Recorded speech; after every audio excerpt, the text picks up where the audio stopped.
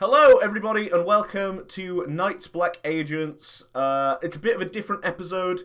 This week, we're going to be doing 48 Hours in Budapest. It's going to be kind of our episode 5.5 as we're halfway through the campaign. We're just going to finish everything off in the Budapest arc before moving on to London, wherein next week we're going to have a guest, but I won't spoil that until next week. So we'll just do quick introductions, everyone.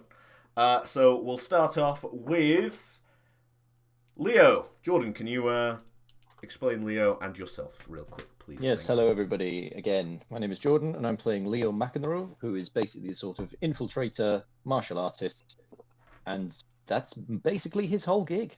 He's definitely not angry. He's definitely not. No, he's not. Definitely not. Nothing's happened to make him angry.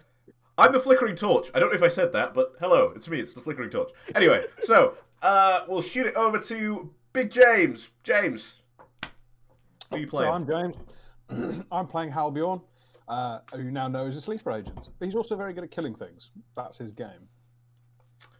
Yep, Halbjorn, I think, has now had a really big twist in his character since last episode.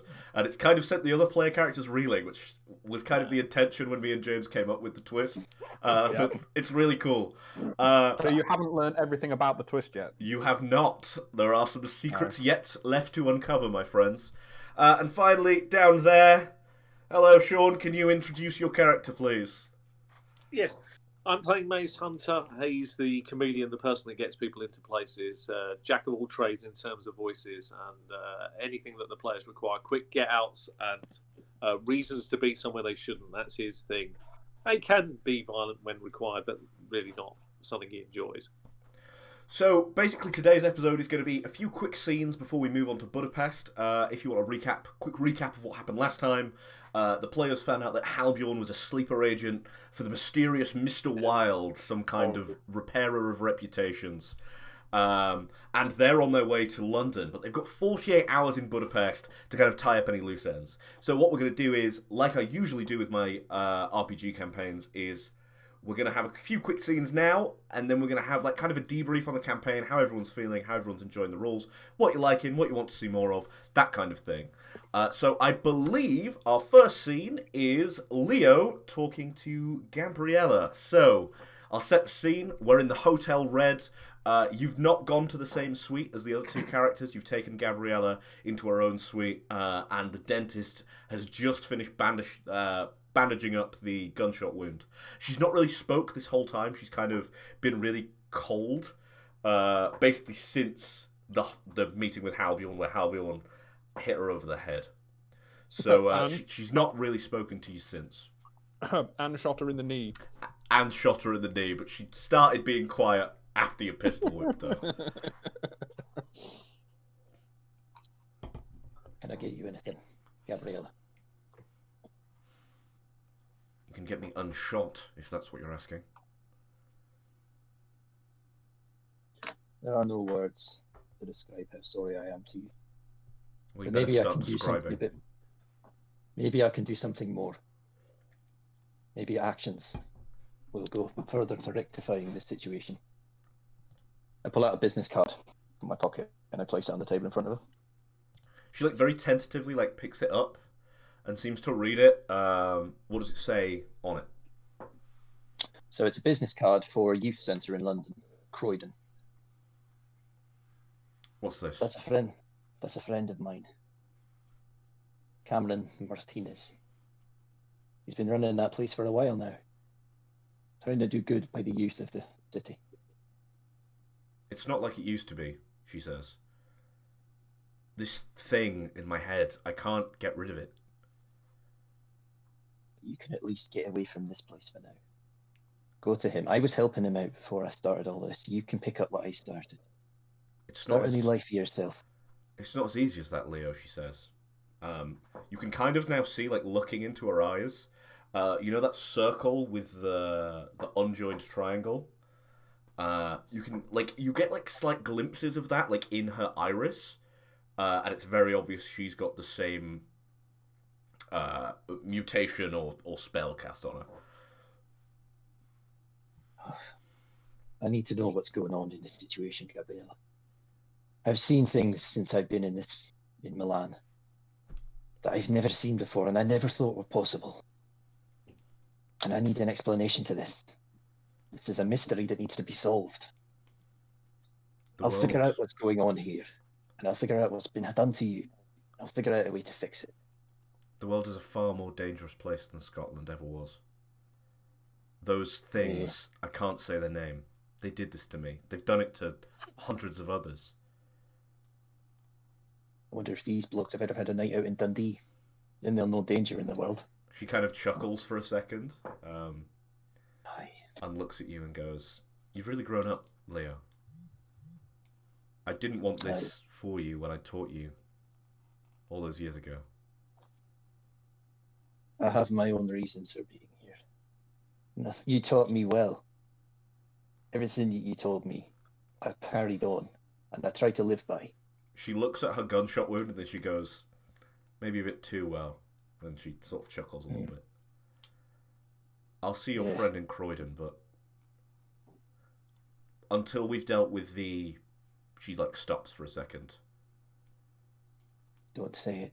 You don't have to. I understand. "The situation," she says. "Until a bullet's in that bitch's head, I can't do anything else. The moment they tell me to do something, I have to do it." Well, you go to London, you meet my friend, and you start a new life for yourself. And I'll make sure that this whole thing's wrapped up before you ever have to get called upon again. I promise you that. She looks you in the eye for a second, and there's more of a spark of sort of recognition. And what we're seeing is a smash cut to... was it Aberdeen you did the Krav Maga lessons in?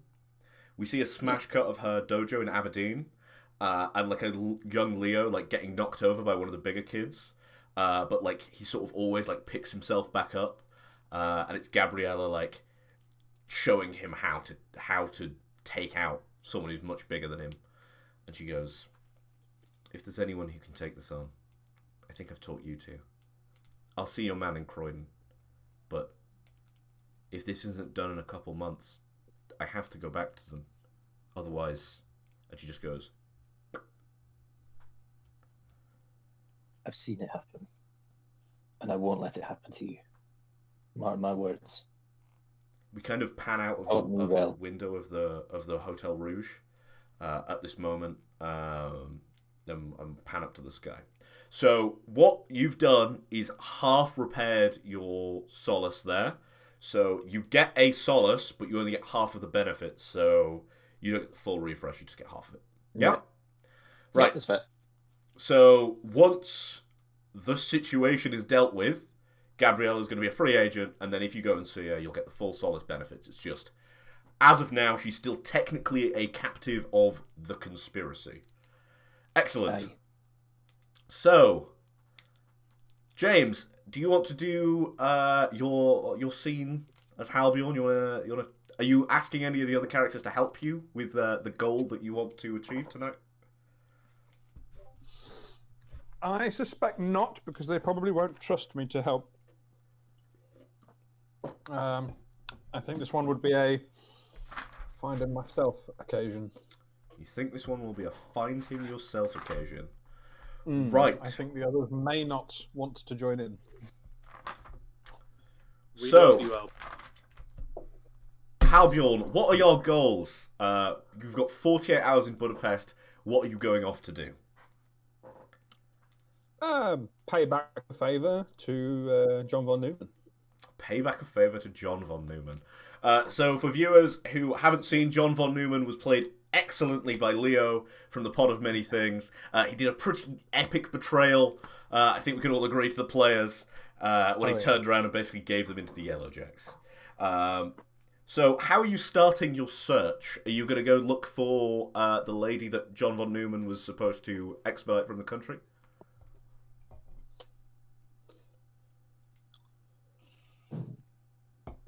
Well, we've kind of got an idea of what he was doing in the city, don't we? So the last you've heard, what he said he was going to do was get that woman out of the country and then take care of the husband. So your best guess would be work backwards from there. It's totally fine if you want to invite the other characters. I'm pretty sure they'll also have a vendetta against Mr. von Neumann. So it's over some dinner, whatever takeaway we have in our luxurious hotel. You're eating like the kebab takeaway that John von Neumann, you're fairly sure, owns all of. So you just sat there like eating like a kebab and chips, yeah. So I'd like to go and find Mr. Newman and return the favor. What do you guys think? I think you should do that. Yeah, I think that's a great idea. Why don't you do that? Would you be interested in helping? Let me just consult my diary. One moment. I wander over to my bag. I get out some bits and pieces. There's an old-fashioned diary in there. Start flicking through a few of the pages. Yeah, the year. So, just to clarify, during the whole John von Neumann saga, Mace Hunter wasn't around. Is there a particular reason Mace Hunter wasn't around? Oh, yeah. Was he checking out the gasworks, or was he working his own kind of leads in the city? I think it would be wise that it might be best to leave that thread loose without an explanation, simply because there are possibilities that Mace might have been doing some stuff along the side that could have been maybe influenced this storyline. Ah, wink, wink, nudge, nudge, say no more. So, basically what you guys thought Mace was doing was meeting up with another contact. Absolutely. A similar contact to John von Neumann. He was kind of like another criminal underboss. But the last time, since you saw him, he was basically like just kidnapped off the street. And the only explanation he's given you is that he was on his way to see his contact when John figured out that, you know, it was time to get Mace Hunter off the streets. Yeah. Okay. So, yeah, we'll start with finding the woman that we said we'd make her husband disappear. Let's go hunting for her if the others aren't going to join me. Excellent. Just don't have time in the diary, Albion. Sorry, my friend. That is fine. You have your own things to do. This is not a problem. We actually pan over and see his diary, and what it actually is just like a bunch of like cut out newspaper comics that he's just like pinned in a diary like fakely. So he's always got something in It's his got little diary. things in there, says my mood chart, you know, that kind of stuff. He's got his horoscope, all of that. You know, little stuff.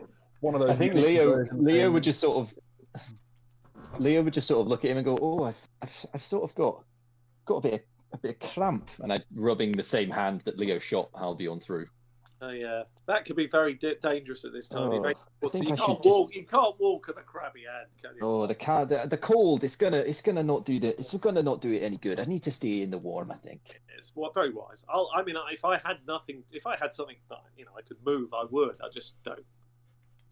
Yeah, so you get a very cold demeanor from your two ex-compatriots who, Mr. Wilde did his best to repair your reputation, but clearly there's some hiccups in his handiwork here. Listen, Mr. Wilde did a great job of repairing his reputation. Did a great job. Yeah, so fuck up all that hard work. You pull up the flight information, and you find out she was given a ticket, but she just never showed up. So the only place you know where she is possibly the flat that they shared together. It's kind of like overlooking the Danube. There's the same doorman sort of. He looks at you and nods. You've been in the building a couple times, so he opens the door. I'll give him for you. quite a large. I'll give him a large tip, or €100 note or something, just to make his day. He thanks you and sort of pats it on his chest. He opens the door for you and gestures you to go inside. In we go. Yeah, so you take the elevator up and in the elevator, you screw the silencer on the end of the gun. Through the scouts from the end of the gun, prime the grenade. Yeah, exactly. Stealth. The classic Albion 1-2. Yeah. So the doors slowly open, and do you have any points in tradecraft? I imagine so, right? I do. I haven't actually opened the sheet yet. There we go. Let's try that. This will go a lot faster if I'm reading my sheet. Ah, yeah, might help. So what we see is the lock on the door. Like, even true. from here, you can see it's very obviously broken. Okay. So we'll do the gun up, check around to make sure the coast is clear, go to the door, see if we can see anything through the door, and then again gun on the door and gently open it.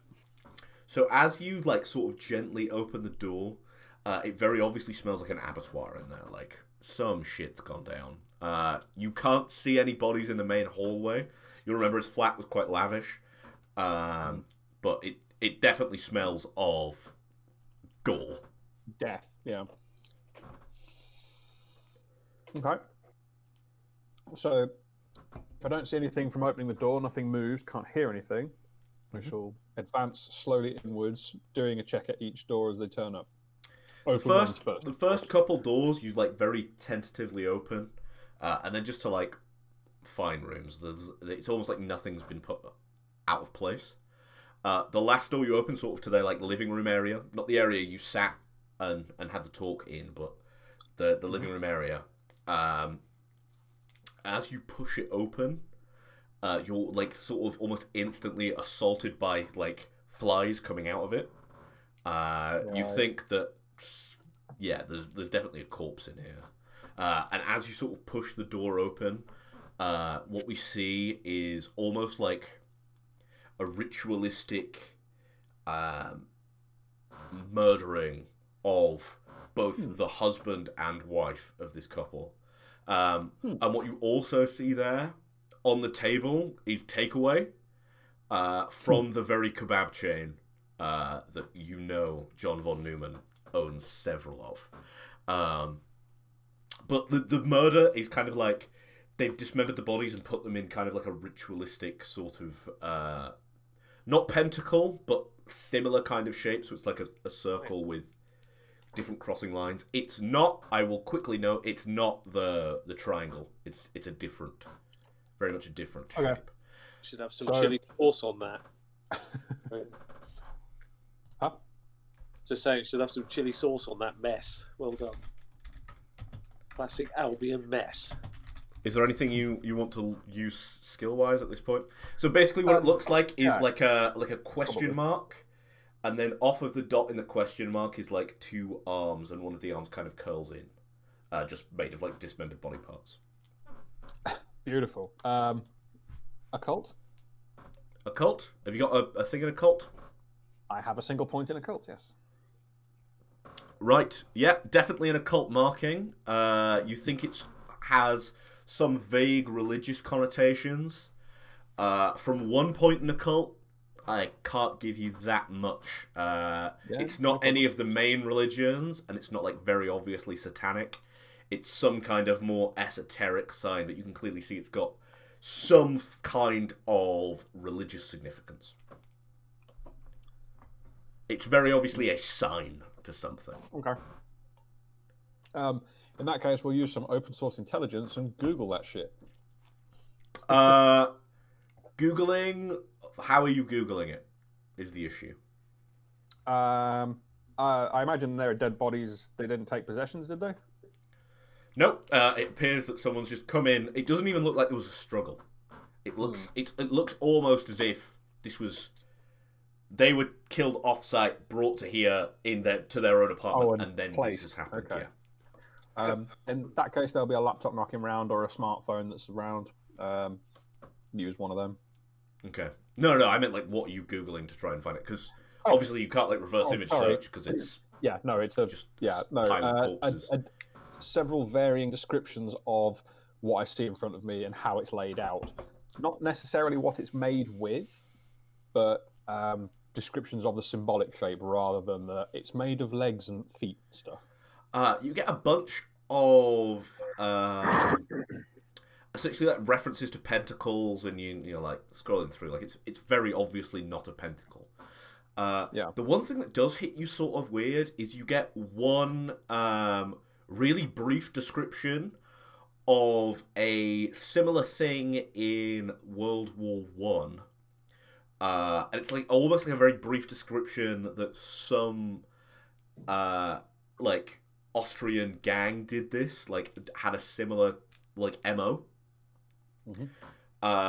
And you find this in like some of the declassified documents that the British government has put out due to the like freedom of information. So it's like a half reference. It's almost like whoever wrote this is kind of someone's gone in and scrubbed it. Right, but it's not okay. attributed to like MI6. It's attributed World War II to the SOE, which is the precursor to MI6. Right. Okay. Okay. Do you have like anything that would help you identify branches of the government? So like military intelligence, military science, that kind of thing. I have a military science point. I can let you spend that point if you would like. That's a spend, so you would lose the point until let me you just check where the. I have anything else I can spend in that? No, I didn't take history. That would have been useful. Yeah, go on then. We'll flog that out. So you have heard on the grapevine. Only you would have heard this after World War II. When the SOE was disbanded and then MI6 was sort of formed. There were brief remnants of SOE, and you hear something about Operation Declare, but you know that operation has been finished since the Cold War, and you hear about another rogue branch of the SOE, sort of like the people who didn't get into MI6 but were still in SOE were working on some occult shit, but it was kind of like all. It seemed at the time that they were going through old Nazi case files and trying to disprove all the occult stuff. So again, may or may not have had results. You've heard about some crazy operation called Declare in, I think it's former Syria, on Mount Ararat. You heard about some crazy goings on that you just like 100% don't believe about the former SOE, and also some former remnants of the SAS. The stuff on Mount Ararat you kind of don't believe, but the looking into sort of occult Nazi propaganda and their sort of research, they're the kind of things you more believe. Like, you could see a government body going in and just checking that the Ark of the Covenant isn't stored somewhere in Germany. And that's kind of where you're looking at. So you think that reference has been scrubbed by them, and whether they are working right now or not, you don't know. But from the last time you heard, which is a big hint to you specifically, the last time you heard, they were sort of kind of looking into disproving and collecting sort of occult artifacts from the wars. So I'm going to stop that scene there for a second. Mm-hmm. During your little investigation into that into that flat, we are cutting back to Leo and Mace, because I think you two want a little discussion while Halbjorn's out and about in Budapest. Well, I can imagine he's just left the room. I go over to the door, make sure that he does, I open the door to a crack, make sure he does get in the lift. You see him go in the lift, and then, I guess you kind of scuttle to the front of the Hotel Red, you see him get a cab. Yeah, I want to see him actually walking away, and, either maybe getting a taxi or vehicle or walking further away. I want to make sure he's left before I go back and see Leo, once I'm sure he's gone. Yeah, Leo at this point is sort of leaving Gabriella's room, so it's kind of like those two scenes, the ending of both of them. We haven't had an actual chance to talk about him at all. He's been on our back like a callus for the whole period of time. It's like a whelp that I'm desperate to get rid of. It's like a child. So I'm actually relieved that he's gone. That I can actually speak candidly now for the first time. Yeah. I walk back into the room and I start packing my bag and I say, listen, I don't think I don't even know why I want to commit to London, to be perfectly honest with you. Why do you have reservations? I don't know if we can trust him. I know we can't. I don't think it's a question of if. Look what he did to us. I mean, let's be honest about this. I mean, I don't know about you, but this man's a. I thought he was a friend. I mean, at the very least. I mean, I know in this business you can't get attached that much, but God, I thought at least we had somebody I could rely on. Now I'm not sure. The last thing you need is a trigger man who's potentially going to use that trigger against you. That's the last thought I was going through my mind. Right. What about? I mean, what do you think, Leo? I mean, seriously, can we even? Is this even worth even doing? I know that there are various provisos hanging over our head. However, Albion is, literally the snake within my boot. I'm not interested in doing anything for the guy. He's definitely proven himself to be a trigger for the agendas of this Yellow Jack gang. I think he was Whatever, lucky. they have their own agendas in this matter. Do either of you have military science? No, I have don't. a single point in military science. Ah, well, you would know at this point about sleeper agents. So, there were several sort of Cold War-esque attempts to make sleeper agents, and essentially the theory behind it is a agent can be inserted into the field. They don't know they're an agent until they hear certain trigger words that will then trigger basically memories they've hidden back in their mind. Now, if you can get the trigger words, and they've got like a certain directive they have to follow, if you can get the trigger words and possibly some other override codes, you essentially have free reign over that agent. They become your agent. So you already you kept hearing the trigger words, but you'll need like override words so that you can be like, don't follow the trigger words, only follow me. Which you believe could be found. So if you really wanted to invest the time, you could turn Halbion into your agent. So did you explain that to me that it's possible? I explained to you about the words and what their significance is and the fail-safe. Think of it as a fail-safe. You don't want to not be able to stop the guy that you've just sent on a murderous rampage. No, if we It's could like do a bomb. that, It's like a bomb always has an off switch. I guess I can't blame him for. I guess I can't blame him for that. We don't know what happened to him. We don't know if he volunteered for that or if he was coerced or abducted. I don't think he volunteered for it. It just doesn't. No. Doesn't fit the person. I think we need to figure out a way to help him. The same way I need to help my friend. And I glanced just towards the door. Yeah. Okay. Well, I'm up for trying to figure out. However, we've got to do it. I mean, it's going to be maybe we can find that out from London. I think we should be able to have a look. This- I think we can make a good start. I think I have contacts there that could help us. I mean, this Ambrose club. I mean, we're going to be. Ambrose is what, the elixir of the gods. Is that right? Mace, you have a contact in London. Now, it's kind of a shaky contact, but it's from what you know to be the exiled SOE. Basically, what you thought during the day was they were a bunch of conspiracy theorists and crackpots that were kind of working with Nazi occult technology. And you thought it was like a lost cause. You thought these guys were fucking crazy. But, I mean, the shit you've seen recently, like, if anyone knows, maybe the guys in London know.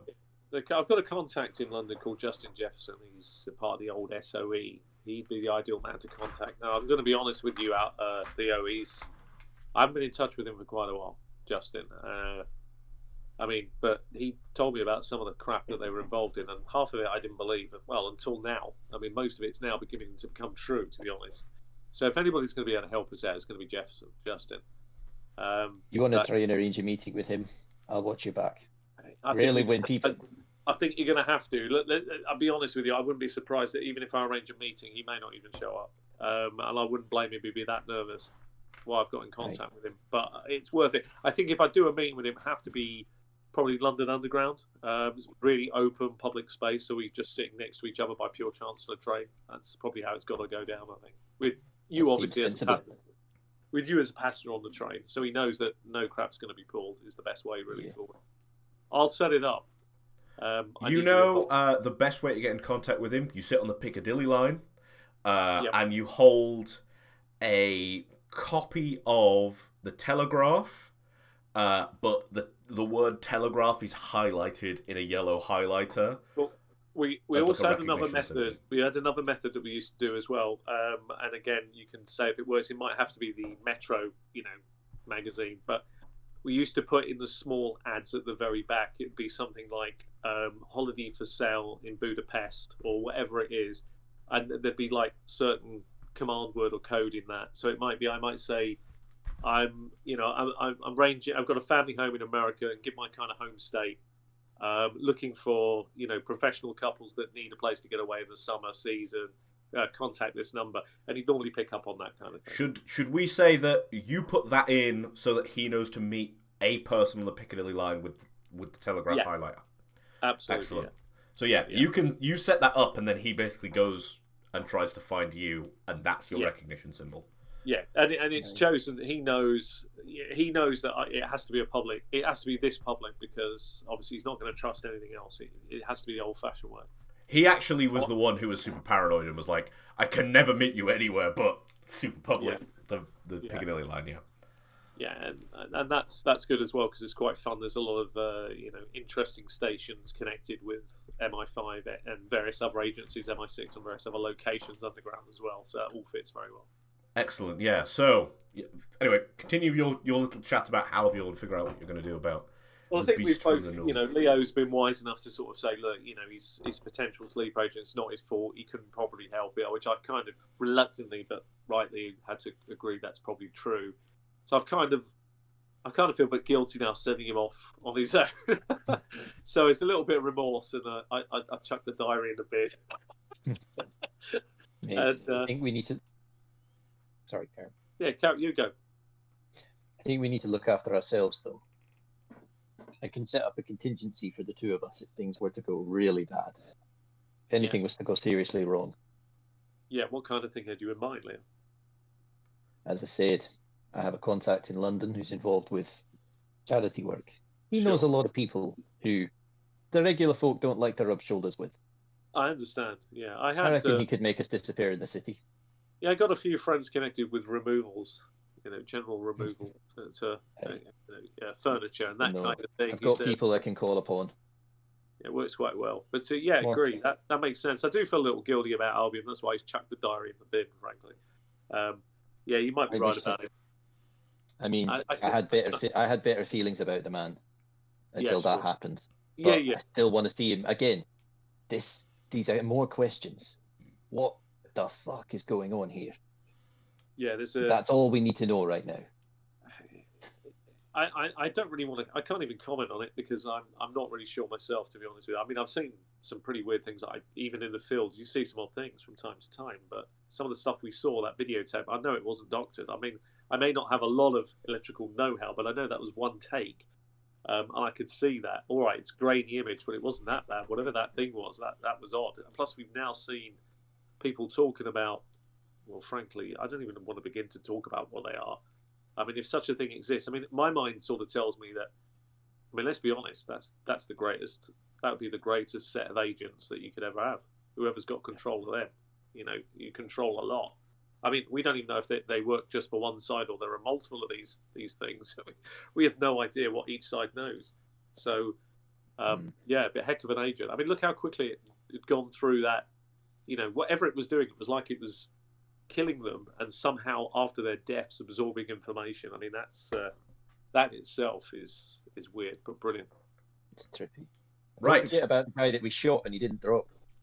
I know. I mean, I don't even know what to make of that smuggler. I mean, gee, because that was something else. And now we'll figure this out, mate.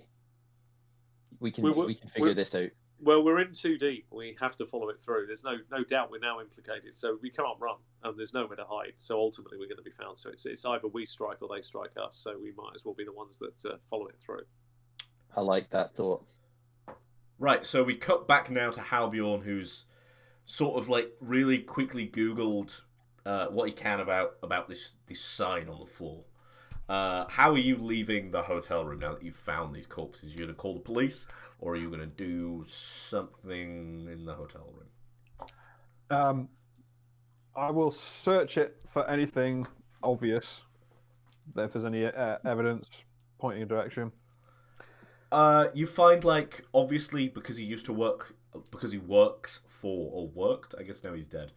He worked for Vont Import and Export. You find, like, his old Vont uniform. You find, like, his ID card so he can swipe in and out of the building. And you find, like, a pay slip where he's getting paid from the London branch. You also, like, scrolling through his phone that you got into, you find, like, a few messages between him and the CEO. Have I told you guys about who the CEO of Vont is? I don't think so. No, I don't think so. We know the manager, we don't know the CEO. Oh, I know. Sorry, I lie. I have a note here that says that the CEO of Vont is a member of the House of Lords. Yes, it's Lord Timothy Philby. Lord Timothy Philby is both the head of Vont Import and Export and also a member of the House of Lords. He resides in England. He is supposed to be, I think he's a hereditary lord, but he's got like a flat in London. Like, that's just where he lives. And it's like in central London, it's this massive, basically like glass all the way around penthouse. And you know that he's like, he goes basically to every meeting of the House of Lords, but he doesn't ever hold any kind of strong opinions. And because he's a hereditary peer, he actually doesn't belong to either of the any of the political parties, not either. There are more than two. We're not America. I mean, yeah, but there's basically two, isn't there? Yeah, so he's kind of like independent-ish, but you know, street. Oh dear. Oh, Technical God. difficulties. Everyone's a different person now. Hi. Oh, he's back. Oh, we've all moved. Oh, wait, when he turns his camera on, it should switch. Oh, When he no. turns his camera... we're back. And we're back in the right places. There you go. You know that he's a hereditary peer, so he doesn't really belong to any of the political parties. There's a bug in the Linux Discord agent on Debian, and it just crashes occasionally, and I haven't figured it out yet. It's Linux, you know? It works fine when it works. It's free. I also blame the developers. Looking at you, Ben. Developers. I don't develop Linux. I just develop Linux software. It's fine. Yeah, so you know he's part of the House of Lords, and you notice that he kind of votes what the popular thing is. It's almost like he's not trying to stir the pot to kind of like implicate himself. Pension. Yeah, but there's like a bunch of text like back and forth about these specialist shipments. So if you remember, you hijacked one of these specialist shipments. Oh yeah, we did. For the pamphlets that I believe you've still got on you, Halbjorn. I do still have one of the pamphlets, yes. I don't know if you've read that yet. Have you read that? Nope, I have not. That can be later on. So, yeah. Something to do on the plane, maybe. Oh, shit, yeah, maybe. So, yeah, you've read... you read a bunch of things, like, they're very clearly, like, managing these shipments, because he's the head of the Budapest office, and the CEO is, like, seems very intent on getting these into England. Okay. Just again, that's Lord Timothy Philby. Yeah, it's probably been. I am making a note of the name. Yeah, let's add Timothy to that. He's probably been involved in a lot of special, investigations into various things. Where the white papers, where we'd like Timothy to lead that investigation as an independent inquiry, which never really gets resolved. It goes on years, and then the findings are lost on the underground, like a lot of things. Yeah, right. Okay, so do I have any idea then where John von Neumann is? Probably not at this point. Other than looking around the scene of the crime, like it's scrubbed clean apart from the dismembered bodies. Like whoever's done this is a professional. And you can't really find any kind of evidence as to where... Like, they're using household products to clean the blood. They've clearly not done the murder here. They just brought the bodies here.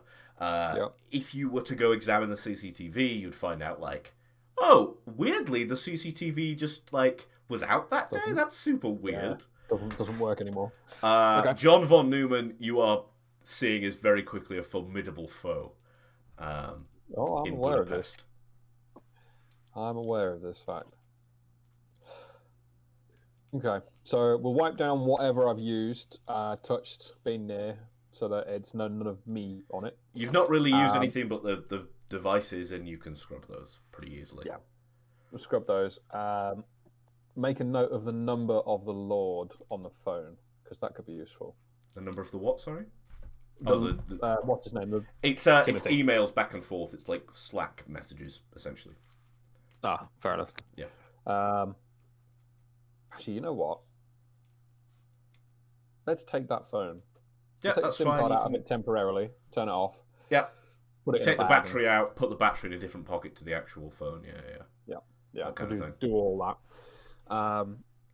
Then I'll leave and go back to the doorman and say, you probably want to call police. There's someone's left some nasty things up there, and it wasn't me, surprisingly. The doorman kind of looks at you for a second, and then goes. He taps the chest pocket where his €100 is and goes. I'm sure can wait for 15 minutes. Yeah, and hopefully the CCTV wasn't working either. We'll in this building, spotty. Not a problem. Thank you very much, and I'll take my leave. Yeah, he kind of walks inside and fixes that up for you. You get the feeling that this building is it's a real not nice place to live, even though it looks super nice. Things just don't work sometimes, I guess. That's weird. Rich people have problems too. They're just higher class than poor people. Yeah, so the trail for John von Neumann, unfortunately, is cold because it wasn't your contact, so you don't really know his comings and goings. So you arrive back at the Hotel Red. And as you sort of arrive, you notice that there's a massive sort of like fruit basket like waiting in the lobby with like a From Mr. Wild card like jutting out of it. And then you notice like basically like there's a card that tells you where to get the private plane. Okay, cool. So you guys can just leave Budapest unless there's any more leads anyone wants to tie up. No? I don't have any. When Albion gets back in the room, we just seem a lot nicer to him. That's probably the best way of leaving it. I say to him, you look a little cold. Let me get you a coffee. Would you like coffee or tea? Give you a strange look. Are you feeling all right? I'm fine. I say, gesturing towards the bin. I'm sorry. I may have misunderstood the situation. I apologise. Right. You see in the bin my diary. Given everything that's happened, I can kind of understand. Oh, good. You get that coffee. You must be cold. I'm never a coffee drinker. I'll have a hot chocolate. Sure. That makes more sense where you're from. I say, I'll organise it. It'll be Budapest style, so be prepared. It could be just mud off the street. I go off and go and organise it. So, I guess, like, the last thing we actually see of this sort of... This I guess this would be the webisode. If this was a series, you'd get, like, the kind of webisode of the night before they leave Budapest, even. Of you all, like, drinking your coffees, Gabriella's sort of also with you. Oh, it's gone again. Oh, it's happened again! No! We hate technical difficulties. I'm just... Oh, he's over there now. Look, I'm in a different spot. No, he's fine. Everyone's Turn your gonna be camera in on. a He's Now we're fine. back. Excellent. Sorry. We should be back now. Here he is. Now he's really playing his... I'll throw the coffee in his... the mud pie in his face. Ah! he just disappears out of the room. Doesn't exist. I'm like a Oh, he schizophrenic. disappeared. Sorry. Anyway, so yeah, we transition from sort of the end of this webisode to we're gonna have a quick, I guess, discussion about how we're all enjoying Night's Black Agents. So if you're a GM, I think this is a super important thing to do. Basically, like halfway through an arc, it's kind of nice, or at the end of an arc, to kind of ask the players what they like, what they're maybe not so hot on, what they want to see more of, and just ask them stuff about the campaign. So, because this is episode 5.5, we're just about to get onto London, where we're going to have a special guest again. I thought now would be a cool time to have that. So, we'll just go real quick round. We'll start with Jordan. How are you finding Night's Black Agents Blood Feud, my friend? I am actually really enjoying it. I've never played a gumshoe system before like this, and it is a really enjoyable system to use. There's a lot of freedom with it. It sort of rewards you for being a jack of all trades rather than just speccing into one or two skills, which is really cool. and yeah, like there's a lot you can do with it. It's really diverse, and I like it a lot. Ah, it's really cool. Like this whole system for me is kind of like it's more drama than mechanics, which is kind of why Yeah. I decided this would be cool for a first stream game. Yeah, it's not about rolling high numbers. Yeah, yeah. Like you basically can just spend however many points and Unless you're trying to shoot first. Unless you're trying to shoot first. Sean, how are you finding Knights Black Agents Blood Feud? I love the game. I'm really enjoying it. I like the way you're running this one.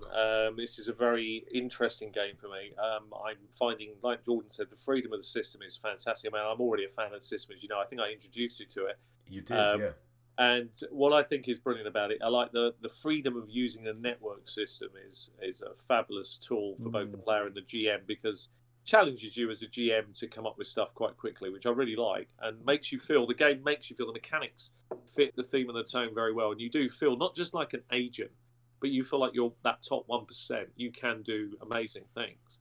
And it feels that way. And I think they capture that really well. Plus, your story is very engrossing, and I'm very much enjoying the cutscenes you're putting together, as well as the way that you're piecing it for us. So because it has to have a flow and a style of its own in a very short period of time, I know how much effort goes into doing that to make you know, because it's very easy to lose a complicated thread very quickly. And you aren't working with lots of weeks. You're only working with a very short window. So hats off to you. That's a really, really great job. I'm really enjoying it. Thanks, man. Like as we touched on, you were kind of my introduction to Knights Black Agents. You were running the Dracula Dossier campaign a few years ago now, and it was. I think if you're a GM and you play in this game, it's one of those games where you start playing it and like, I have so many ideas. This is so cool. Of like a little spark. So yeah, basically as soon as I played your game, I was like, oh, I've got some ideas of how like you could do Jason Bourne versus vampires. This is like a really cool system. So yeah, again, thank you for introducing me to this, because it's like it's like a theme that you wouldn't kind of think of yourself. But Kenneth Haidt was kind of like, hey guys, you've seen Jason Bourne, but what about him versus fucking vampires? Like, that's so cool. Who could just think of that off the fly? And like, it's such. Yeah, it's like such a good root of an idea that you kind of like can branch out and do some other stuff. Especially if you actually get the book, there are essentially like a few ways to run it, and it's not just it's not just like burn mode and mirror mode, which are sort of like different styles to run vampires. It also suggests like maybe just run it like a spy game, maybe run it like Cthulhu, maybe run it like this or that. And I think that's super cool. James, how are you enjoying Knights Black Agents, okay? So far, so good. Yeah, I'm not dead. That's a bonus, right? Yeah, probably good. None of us have died yet. Yeah, This is true. If you'd have shot first, you might have been, though. So, Touché, my friend. I do think I need to put a bit more depth into Albion. I need to sit and think some more during the weeks, and bring a bit more story to him. Yeah, I think like the story threads that each of the characters have now, I think we can definitely see like dangling, and they're definitely there for me to like grab and pull on. Like especially this this half episode, I guess we got to explore like Leo wants Gabriella on side because Gabriella like helps Leo's mental state, so it's kind of like this nice, really personal story, and we keep getting glimpses into Sean's backstory, which is really cool. Sean, you were going to say something. I was going to say, because it's something I kind of, as the story's unfolded, because my character is significantly older really than Leo's, although he hides his age very well as part of his acting. I think it was, his belief, Leo's belief that Gabrielle, their meeting was pure chance, and his no, that's been all orchestrated from the beginning. That's part of absolutely been all. That's why I've not made a huge thing of this. But Gabriella is also very close. We were very close at one time, so I have high hopes for them too. I really do. But I am totally backing out of his story, because that's another lovely thing about this game. It allows you to interlock those networking contacts and have fun with it. It's really clever. What was nice is that plot hook kind of came together because you had a cat, like you basically had Gabriella Castellans as a character. Like, she was this cat burglar when you knew her. But essentially, Jordan had come up with a character. I don't believe she had a last name, called Gabriella, who was like a Krav Maga instructor, and it was kind of like, what if those characters were the same character? Like, that's kind of like a fun thing, because it's like... This makes sense, Our like, two characters know two different people. They knew her in different times of life, I guess. So they have different opinions of her. I like that idea. Yeah, absolutely. It's two different walks of life. I think this game gives GMs like such an easy thing to sort of tie other people's backstories together, in a way, because like it's spies. Like, people have multiple names, so why not the different aliases are different people to the different characters? So, Jordan, I'm going to ask you a very difficult question now. What is your favourite moment of Night's Black Agents so far?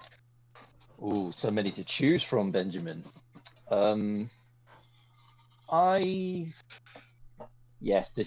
not wrong. Actually, this is a difficult question. It's a hard one, because there have been a lot of good moments that I have to say.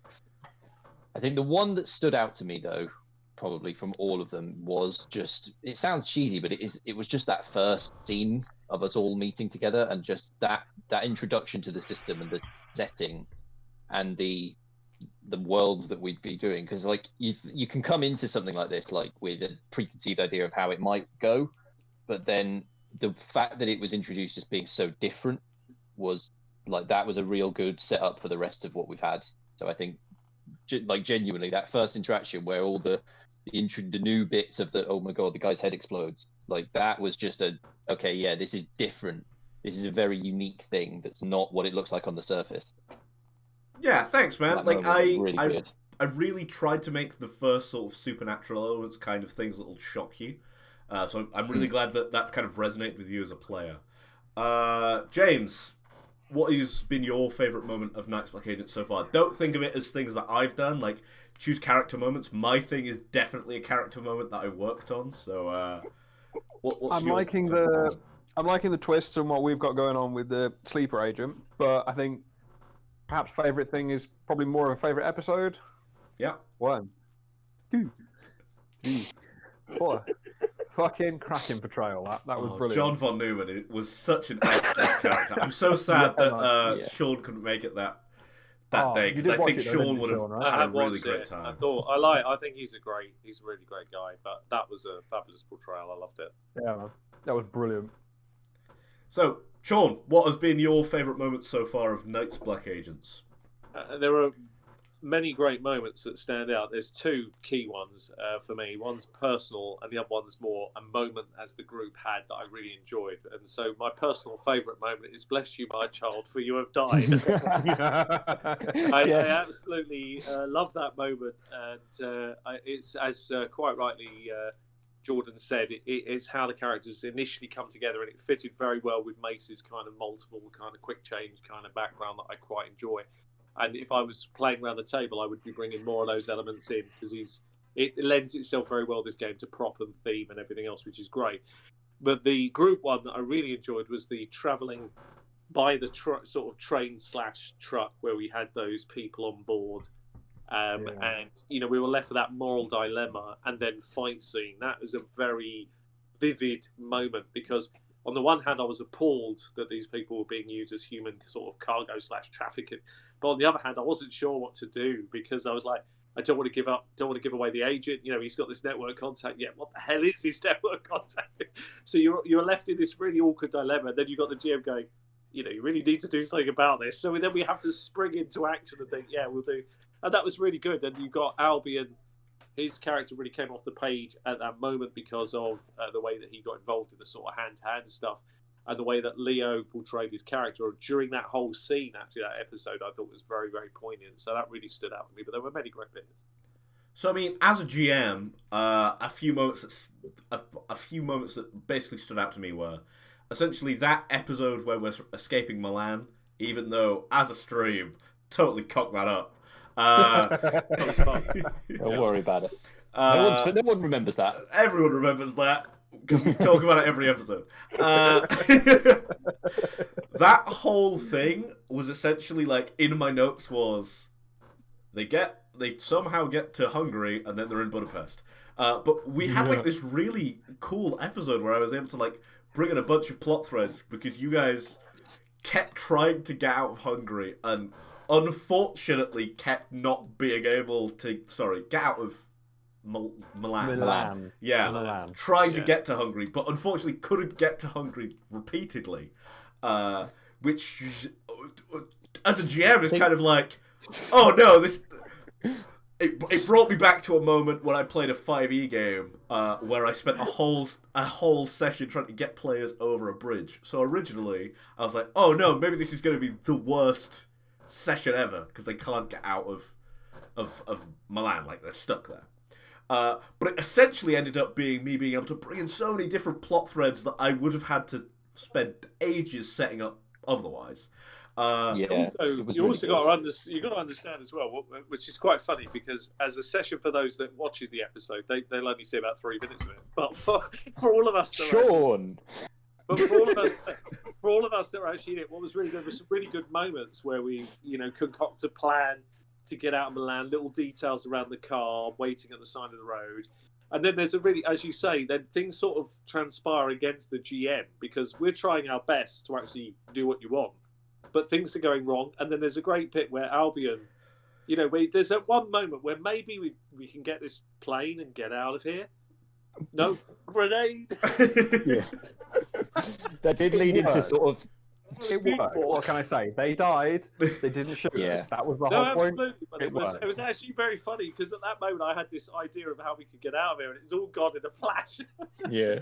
It did lead into, I think, that episode was probably one of my funniest moments so far of this campaign, which is, none of us, with all the skills that we could all do, and we could all think, none of us have spec'd into piloting. So no one can fly that plane. No one can fly a plane. No, but I had a plan. My plan was very simple because obviously we would have gone in. This is what made it so funny. I had this thing going in my head straight away. I thought, what we do, we overpower these guards. We go up into the tower and we look at, who owns what plane. We see who they've got on their flight registry, do a quick kind of search for these people, find someone with decent connections and say, this is a hospital. We're in, real desperate need. We've got to transport these organs to so-and-so. Is it possible? We know you've got a plane. We've got the organs close by. Can you get us to this place? Just so we get out. That was my idea. Oh, no. But that kind of went to shit after the grenade throw. That was all gone. It was like, and then we're back on the road driving the car. So that was one of my... Sorry, Jordan. So No, Ben, go on. So I was going to say... Go. You go first. Well, no, because I'm going to segue into something else. So you say what you... Okay, I was going to say, some of my favourite moments have just been like, with Albion, just be like, okay, there's a hotel room. Should we listen at the wall to see what's... No, I kick the door open. Or I'm holding the guy over a balcony. I just throw him off the balcony. I think that's those moments though of just like this is the beauty of RPGs. You can just do the thing. There's no invisible wall in a video game stopping you from going that way. You want to do it, you can do it, and you've got to react to what happens after you do it. Yeah, I was quiet when I went through the door. I didn't kick them. The body landing might have been a bit loud, though. So my second favourite whole episode is last episode with the Halbjorn, because me and James had kind of worked on that plot twist together, like, since the inception of the character. And it was really cool to just, like, set up this scenario where you've got to find Gabriella. Like, she is the cat burglar. But also have this element where Halbjorn is just kind of like a man with one mission. And I got to play off both of Sean and Jordan's character as sort of the trap set. And I got to trigger the drive of James's character in that he's a sleeper agent. Like, as a GM, that's kind of like the perfect storm of everyone's backstory is now this episode. And I basically just sat back and was like, Gabriella says this, and then you three kind of were able to basically carry that whole episode with your dramatic tension, which was really cool for me. And then I also have to say, my favourite ending to an episode, which I've tried to end these all on cliffhangers, has been the ending that me and Leon came up with 5 minutes before we started. I text him, do you want to betray them all? And he was like, oh yeah, that sounds fun. Which was, your first meeting with Mr. Wilde was, you worked with John Von Neumann that whole episode, and you thought, oh, he's stone cold badass, this guy's fucking cool. And then at the end he was like, yeah, I am fucking cool, but also, I'm betraying you. I really loved that ending. Yeah. Money's money, hey? There is one last thing I think that's missed that would make one of the funniest scenes in any film. Well, there were a lot of great moments, but there's one other that it's so easy to forget. There's a brilliant scene. We're escaping that hotel in the first episode, and the only way we can get away is on kids' bicycles. It's actually very funny. Oh my god, yeah, I forgot that. And you've got to imagine as well, you described it really well, because you said, just as you reached an alleyway, just that moment you see a police car go by. Can you imagine a police car looking over to his left and seeing 3 very grown men on 3 kids' bikes, one of them being Pete? How very Grand Theft Auto. It was actually hilarious. These super agents with no other mode of escape than 3 bicycles. Really quite funny. Oh.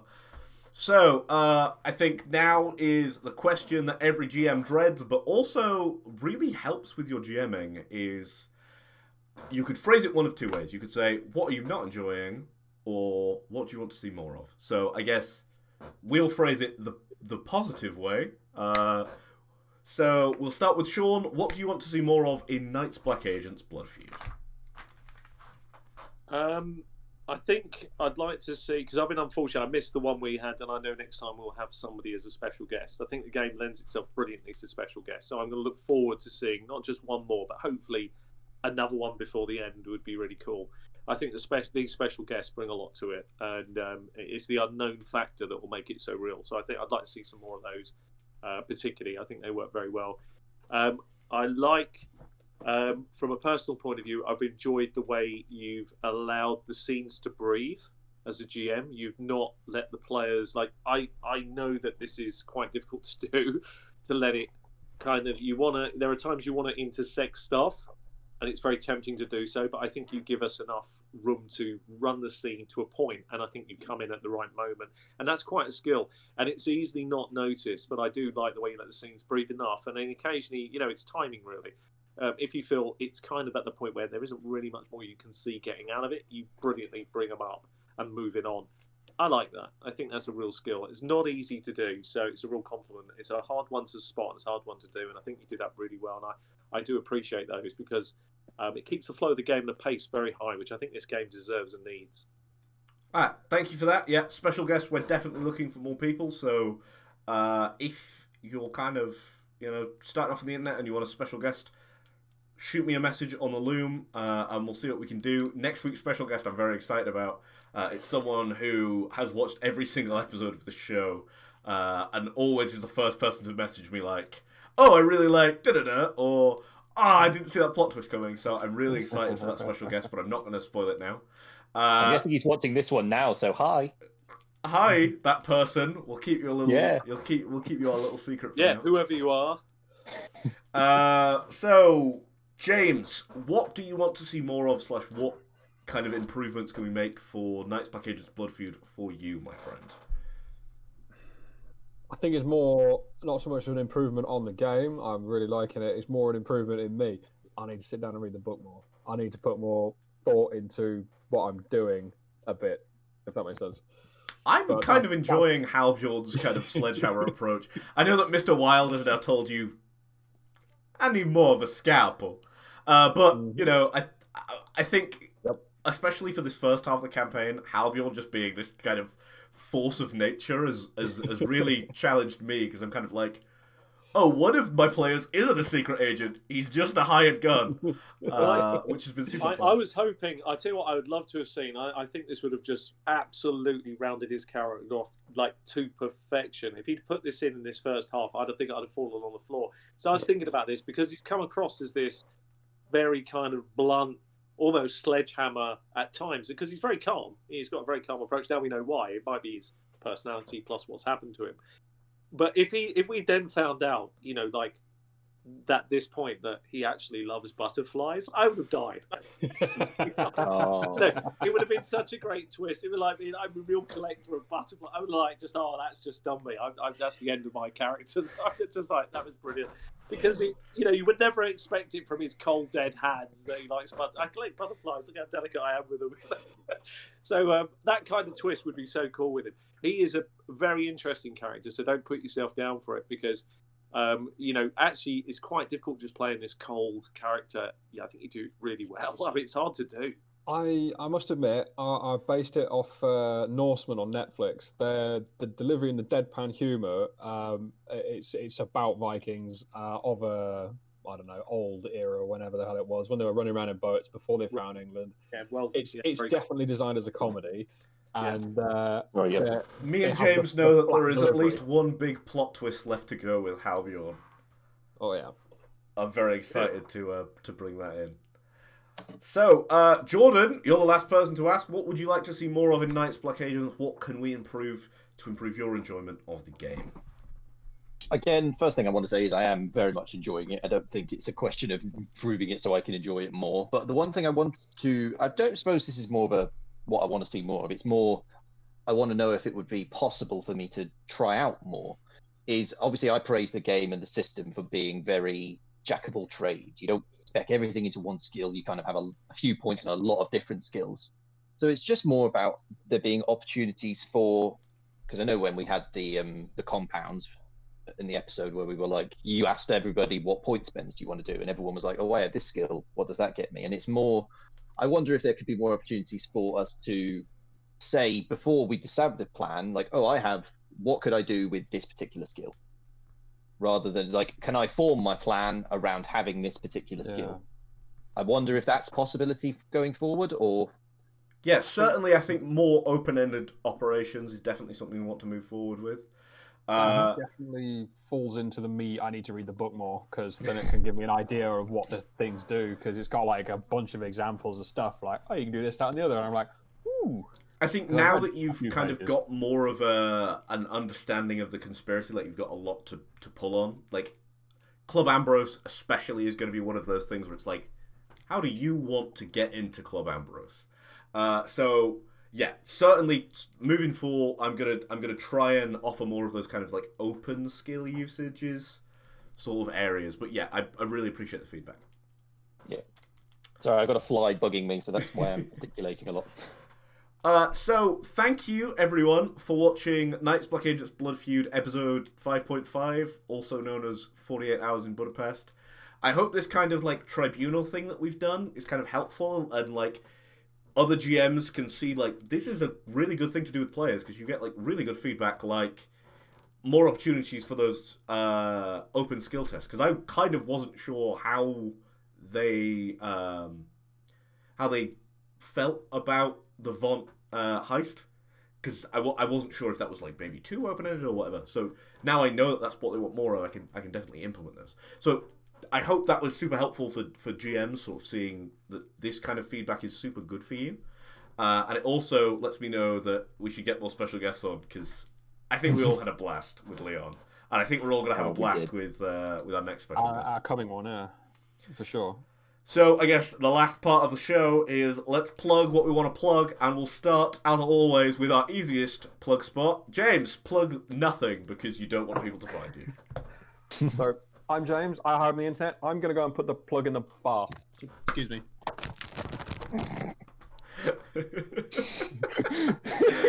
That is a terrible joke, but I so love bad. James, Jordan! Could we just... He's not got his headphones on. He can't even hear that. I think he's going to be gone for the rest of the episode. I think he's done his stream. Thank you, thanks for the bar plug. Cheers. Yeah. Jordan, please plug what you want to plug on the internet. Yes, I mean, like, James normally mentions it, but so I guess he didn't, so I will. It's the Loom Discord server where we all hang out, and where we all... Ironically, it's actually where I met these guys to start gaming with them. So if you're new to it, go and check them out on there. Everybody's really welcoming, and it's just a great place to hang out. And on Thursday nights, Sean, who's down here on our stream, is going to be running my favourite D&D setting ever, Dark Sun. So Yeah. Really great time So to if you're join. interested, obviously let's talk. Obviously, do subscribe to this fine gentleman's channel first, and do comment if you can. Please comment. It's really important. I've got some work to do with some people. I've sent out an email on your behalf about the channel, so hopefully that will start driving a bit of traffic in. But it will take a bit of time, as it always does. But at least people know I'm serious. I think it's really important. I've had loads of requests to come back onto YouTube. It ain't happening. So if you want to see people doing RPG reviews and stuff, this is the channel to join, right? So please do. And if you are interested, Loom, as Jordan says, is a great place to hang out. We are running lots of different games, and one of them is going to be Dark Sun. And I've done a lot of work on this campaign. I'm looking forward to it. Unknown to Ben, this campaign has been 4 years in the making, Ben. So your moment when you said, I really like Dark Sun, I thought, oh, that's very interesting. And I've been working on something for quite a period of time, a lot in the background. So I'm very interested. It probably worked very well for 5th edition. We'll see. We'll see how well it works. It should be a beauty because there's nothing out there officially. So that is just great for my eyes. I can tweak, change, and move things the way I like. So that's really nice. As viewers to the Pod of Many Things will know, I really just want some more Dark Sun in my life. Wizards of the Coast, please, official supplement, and I'll play your game again, please. Yeah. But Sean is going to run his own game, so totally would recommend joining the Loom Discord server and joining Sean and me when I can on those Thursday nights. I will promise you now, Sean is an insanely good dungeon master or game master. So worth it. I will plug what I always plug. You can watch us here on twitch.tv/The Flickering Torch at 7:30 GMT PM. Any other acronyms I need to whack in there to make time make sense. To watch Knights, Black Angels, Blood Feud. We'll be back next week with a special guest and a proper episode in Old London Town. And here he is. Oh, there he is. He's back from his bath. Put the plug in the bath now. It's all Good. Watch us at 7:30 PM GMT live for our next episode. And if you want to watch the video on demand, it's always on The Flickering Torch over on YouTube, as well as some opinion pieces and a review of the wonderful Forbidden Lands. Thank you everyone for watching episode 5.5. I hope this was enjoyable and kind of informative. And goodbye from all of us. Take care. See you later, guys.